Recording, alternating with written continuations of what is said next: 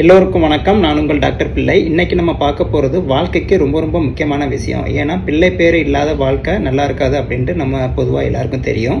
ஒரு உயிரி தோண்டி மறைஞ்சி அது மறைகிறதுக்கு முன்னாடி இன்னொரு உயிரியை உருவாக்கிட்டு போகுது. அதோட சந்ததின்னு சொல்லுவோம். வழியாக பார்த்தீங்கன்னா அதோட ஜீன்கள் எல்லாமே கடத்தப்படுது.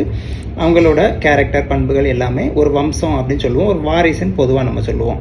ஸோ இப்போ அந்த குழந்தை பேர் இல்லாமல் பல பேர் கஷ்டப்பட்டுட்டு இருக்காங்க. அவங்களுக்கும் சரி, இல்லைனா உங்களை சுற்றி உள்ளவங்க யாராவது கஷ்டப்பட்டுட்டு இருந்தாலும் சரி, இந்த வீடியோ ரொம்ப பயனுள்ளதாக இருக்கும். அதனால் உங்களுக்கு சுற்றி உள்ளவங்களுக்கு இதை ஷேர் பண்ணுங்கள். வழக்கம் போல் ஒரு லைக் கொடுத்துக்கிட்டு சப்ஸ்கிரைப் பண்ணுங்கள். இப்போ நம்ம விஷயத்துக்குள்ளே போகலாம்.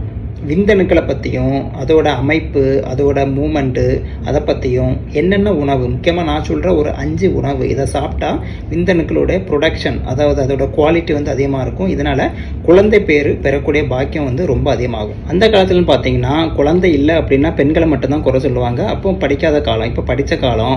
ஆண்கள் பெண்கள் 2 பேரில் யாருக்குனாலும் குறை இருக்கலாம். அதை நம்ம நிவர்த்தி பண்ணக்கூடிய டெக்னாலஜி மருத்துவம் வந்துடுச்சு. அதனால் ஷையாக ஃபீல் பண்ணாமல் ஒரு மருத்துவரை பார்த்து யாருக்கு பிரச்சனைன்னு கண்டுபிடிச்சி அதை சரி பண்ணிட்டோம்னா குழந்தை பேர் ஈஸியாக கிடைக்கும். அதனால் கவலைப்பட தேவையில்லை. இப்போ நான் சொன்ன மாதிரி விந்தணுக்கள்ங்கிறது பார்த்தீங்கன்னா ஒரு மனிதனுடைய விதைப்பையிலேருந்து ப்ரொடியூஸ் ஆகக்கூடிய ஒரு விஷயம். இது ஆண் இனப்பெருக்க மண்டலத்திலேருந்து வரக்கூடியது.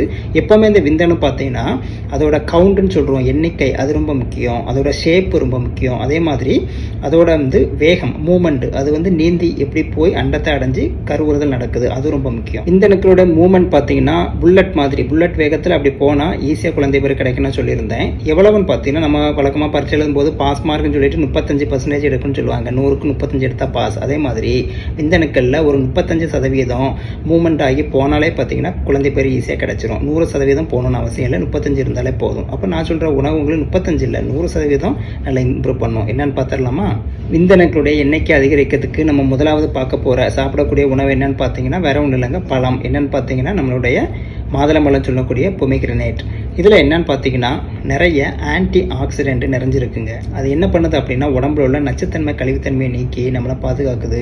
விந்தணுக்கள் நல்ல ப்ரொடக்ஷன் அதிகம் பண்ணி நல்ல மூவ்மெண்ட் அதிகம் பண்ணி குழந்தை பேர் பெறுவதற்கு இது வழி பண்ணுது. விந்தணுக்களோட எண்ணிக்கை அதிகரிக்கிறதுக்கு ரெண்டாவது பார்க்கக்கூடிய உணவு என்னென்னு பார்த்தீங்கன்னா பூண்டு, கார்லிக்னு சொல்லக்கூடிய பூண்டு. இதில் ஆன்டி ஆக்சிடென்ட் அதிகமாக இருக்குது. இதுலேயும் பார்த்தீங்கன்னா அலிசின் அப்படின்னு சொல்லக்கூடிய ஒரு முக்கியமான ஸ்பெஷல் ஆன்டி ஆக்சிடென்ட் அதிகமாக இருக்குங்க. இது உடம்புல உள்ள ரத்த ஓட்டத்தை அதிகப்படுத்தி ஆண் இனப்பெருக்க மண்டலத்துக்கு தேவையான ரத்த ஓட்டத்தை அதிகப்படுத்துதுங்க.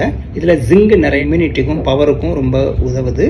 அது இல்லாமல் டெஸ்டோஸ்டிரான் ஹார்மோன் ப்ரொடக்ஷனுக்கும் ரொம்ப ஹெல்ப் பண்ணுது. அதனால் நீங்கள் பூண்டு பார்த்தீங்கன்னா பொதுவாக நம்ம சமையலுக்கு பயன்படுத்துவோம் இல்லையா, எந்தெந்த வகையில் பயன்படுத்த முடியுமோ அதை சாப்பிட்ருங்க. மூணாவது சாப்பிடக்கூடிய உணவுன்னு பார்த்தீங்கன்னா டொமேட்டோன்னு சொல்லக்கூடிய தக்காளி. இதில் லைகோபின் அப்படின்னு சொல்லக்கூடிய ஸ்பெஷல் ஆன்டி ஆக்சிடென்ட் இருக்குது. இது உடம்புல கழிவுத்தன்மை நச்சுத்தன்மை நீக்குது. மாரடைப்பை போக்குறதுலையும் இந்த தக்காளி சொல்லக்கூடிய டொமேட்டோ ரொம்ப முக்கியமான பங்கு வைக்குதுங்க. வைட்டமின்ஸ், மினரல்ஸ் எல்லாமே நிறைஞ்சிருக்கு. ரத்த ஓட்டத்தை ரொம்ப அதிகப்படுத்துது. அதனால் தக்காளியில் நம்ம ரசத்தில் போட்டு சாப்பிடுவோம், சமையலில் பண்ணி சாப்பிட்றோம் இல்லையா, தக்காளி சட்னி கூட சாப்பிடலாம்.